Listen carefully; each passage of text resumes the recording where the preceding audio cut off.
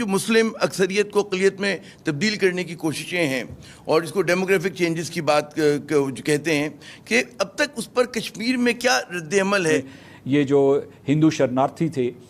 جو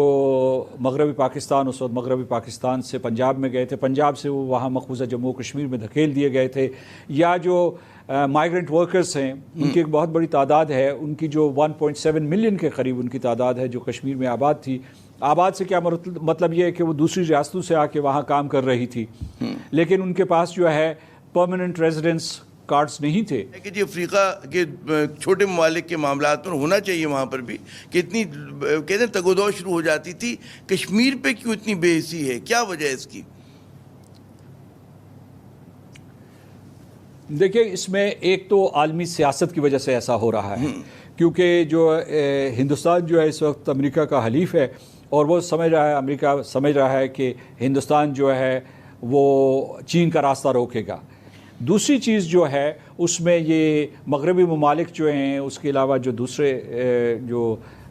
شمالی امریکہ دوسرے جو ممالک ہیں ان کے معاشی مفادات، وہ ہندوستان سے، میں گیا ہوں برسلز، واشنگٹن اور لندن اور مختلف جگہوں کے اوپر، تو وہ ڈرتے ہیں، مطلب خوف کی حد تک لالچ ان کے دلوں میں بھری ہوئی ہے، وہ اپنی آواز بلند نہیں کرتے.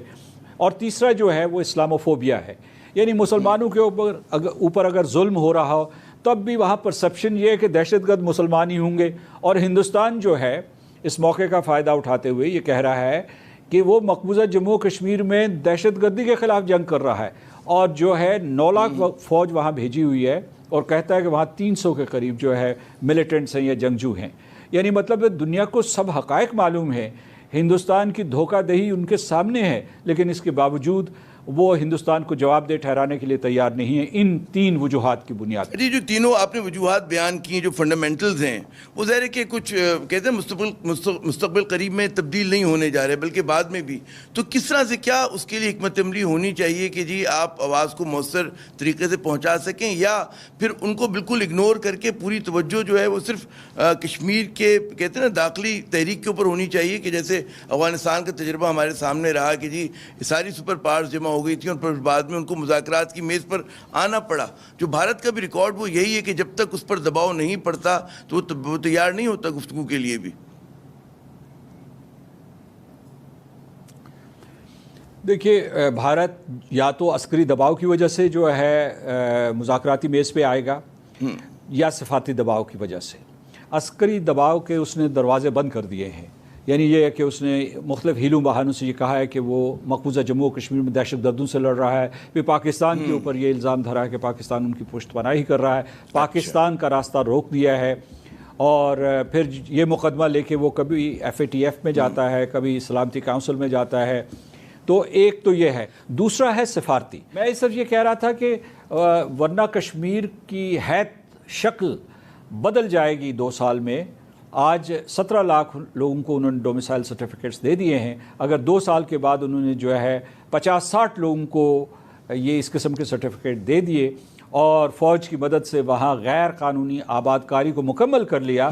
تو آپ کس کشمیر کا مقدمہ دنیا کے سامنے پیش کریں گے؟ وہ ظاہر ہے کہ لڑائی جو ہے وہ وقت کے ساتھ ہے، ہر گزرتا دن جو ہے وہ وہاں پر ظاہر ہے کہ جو بھارت کا تسلط ہے، اس کا جو پنجہ ہے اس کو مضبوط کر رہا ہے. اور سوال یہ جو آپ نے کہا کہ جی عسکری سفارتی دباؤ جو ہے وہ ایک کہتے ہیں طویل مدتی عمل ہے کہ آپ سفارتی دباؤ کے لیے کوشش کرتے رہتے ہیں، اور ظاہر ہے کہ جو بھارت کا معاشی وزن ہے اس کے حساب سے جو ہے وہاں پر کامیابی کے امکانات جو ہیں بظاہر بہت کم ہیں، نظر نہیں آ رہے. اور ظاہر ہے کہ ہماری جیسا آپ نے خود فرمایا کہ معاملہ 2 برس میں وہاں کی پوری حیثیت جو ہے مقبوضہ کشمیر کی بدل سکتی ہے. تو اس معاملے کے اوپر کیا آپ کے خیال میں، اور ظاہر ہے کہ جو بھی بھارت کہتا رہے، جو بھی پروپیگنڈا کرتا رہے، پاکستان اس پروپیگنڈے کا جواب دے کہ تحریک آزادی ہے یہ اور دہشت گردی سے اس کو نہ جوڑا جائے. اس معاملے میں ہم کیوں اس بری طرح ناکام ہوئے؟ کیوں ہمارا جو رویہ ہے اتنا معذرت خواہانہ ہو گیا ہے؟ جی ہوں کہ ہندوستان سے نہیں ڈرے، پوری کی پوری آبادی جو ہے کہ ان کی معیشت جو بہت تیزی سے ترقی کر رہی ہے، ان کی معیشت بھی بیٹھ رہی ہے، مطلب ہے اس میں بھی کساد بازاری ہے. وہ جو انہوں نے جھوٹ بولا ہوا ہے کہ جناب یہ وہ بہت تیز رفتاری سے جو ہے آگے بڑھ رہے ہیں اور وہ ایک بہت بڑی طاقت بن رہے ہیں، اس میں بھی جھوٹ ہے. کہ بھارت چین کشمکش کا مسئلہ کشمیر پہ کیا اثر پڑ رہا ہے؟ کیا اس کا آپ امپیکٹ دیکھ رہے ہیں آنے والے دنوں میں، اور اب تک کیا پڑ چکا؟ کہ ہندوستان جس دیدہ دلیری کے ساتھ چین کو بھی للکارا تھا، جب اس نے کہا تھا، جو ان کے ایک وزیر نے یہ کہا تھا کہ وہ یہ 5 اگست کے بعد اس نے یہ کہا تھا کہ اب ہم طاقت کے ذریعے آزاد کشمیر کو بھی واپس لیں گے اور اقصی چین کو بھی لیں گے۔ ان کی فوج تھی PLA، پیپلز لبریشن آرمی، اس نے پاکستان کی فوج کے ساتھ صف بندی کی ہے اور ایک قسم کی ان کے درمیان ایک الائنس بڑھی ہے، کیونکہ ان کے مفادات کے اوپر ضرب لگانے کی کوشش کی جا رہی تھی۔ اسی میں ایک یہ ہے کہ جب چین نے مزاحمت کی ہے یا ہندوستان کا مقابلہ کیا ہے تو اس نے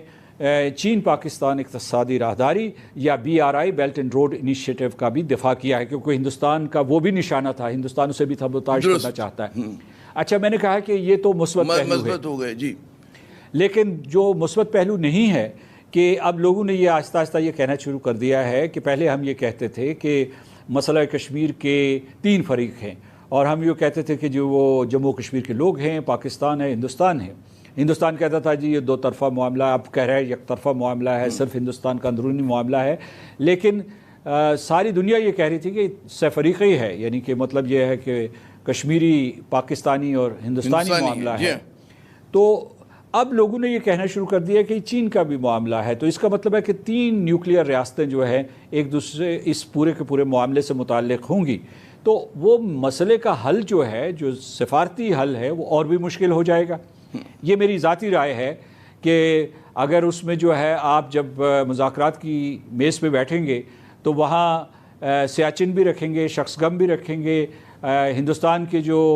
اس وقت ملحقہ مقبوضہ علاقے ہیں ان کو بھی رکھیں گے، آزاد کشمیر اور گلگت بلتستان کو بھی رکھیں گے، تو صورتحال اور بھی اور زیادہ پیچیدہ ہوگی۔ مسعود صاحب، آپ نے 2 طرفہ تعلقات کی بات کی، 2 طرفہ ہم دیکھتے ہیں کہ جی جو بائیلیٹرلزم ہے وہ پاکستان اور بھارت کے درمیان تاریخی طور پر کم از کم مسئلہ کشمیر کے معاملے میں بری طرح ناکام ہوا ہے، تو کیا اب وقت آ گیا ہے کہ پاکستان جو ہے سرکاری طور پر یہ اعلان کرے کہ جی یہ مسئلہ کشمیر کے معاملے پر اب کبھی بھی ہم 2 طرفہ یا بائیلیٹرلزم کی طرف نہیں جائیں گے، اور جو بھی باتیں بین الاقوامی سطح پہ اٹھائی جائے گی، انٹرنیشنل فورمز پہ اٹھائی جائے گی، کیا یہ وقت آ گیا ہے؟ جی، پاکستان کہے نہ کہے عملاً ایسا ہی ہو رہا ہے۔